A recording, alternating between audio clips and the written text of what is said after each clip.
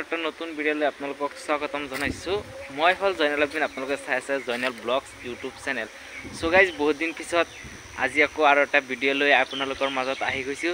So আজি ভিডিঅ'টো বেলেগ ধৰণৰ ভিডিঅ' হ'ব, সৰু এটা ভিডিঅ' হ'ব। সো বহুত দিন ধৰি ভিডিঅ' আপলোড কৰিব পৰা নাছিলোঁ। সো আগতে আছিলোঁ মই বেলেগ এটা ঠাইত কিবা এটা কোম্পানী কামত সোমাইছিলোঁ, তাৰ পৰা ডাইৰেক্ট এতিয়া হোমত আহি গ'লোঁ। এতিয়া আকৌ আগৰ নিচিনা আপোনালোকে ভিডিঅ' পাব।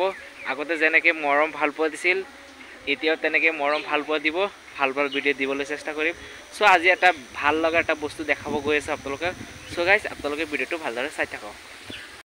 ডাইৰেক্ট আহি গ'লোঁ আমাৰ বাৰীৰ পিছফালে। এয়া চাওক, বাৰীৰ পিছফালে পুখুৰীবোৰ চব মেটেকা হৈ ভৰি আছে।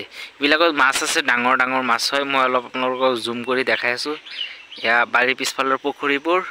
আৰু এটা ভিডিঅ'ত দেখাইছিলোঁ, যোনে ভিডিঅ' চাইছে সিসকলে গম পাইছে গোটেইখিনি চাক চব মেটেকা মেটেকা মেটেকা। এতিয়া ইয়াত মাছ আছে, ডাঙৰ ডাঙৰ মাগুৰ চাগুৰ মাছ আছে। এই আৰু এটা বস্তু দেখা গৈ আছে, এইটো ৰাস্তা, সেইদৰে আমি বজাৰত অহা যোৱা কৰোঁ।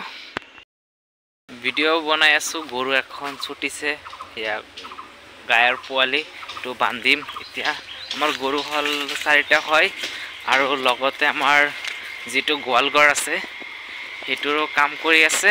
মই দেখাই আছোঁ আপোনালোকক কিমানখিনি কাম আগুৱাইছে, গোটেইখিনি দেখাম। ইফালে কাম চলি আছে। ইয়াতে 3টা আছে। এয়া গাইখন সেইটো কাম কৰি আছে, মানে কি বাঁহ যে আছে, বাঁহবিলাক থৰা বনাইছে, বনাই কিনে ইয়াতে গজাল মাৰি আছে ন। গজাল আপুনি মুখত লৈছে ন। এইটো বেৰা আজি কমপ্লিট হ'ব নেকি? হা কি কয়, কমপ্লিট হ'ব না? এয়া কমপ্লিট কৰি আছে, মানে কি অলৰেডি 4খন বেৰা, মানে কি 3খন বনোৱা হৈ গ'ল, লাষ্ট এইখনে আছে। কাম চলি আছে, যিহেতু 3 পাতো ভাঙিছিল।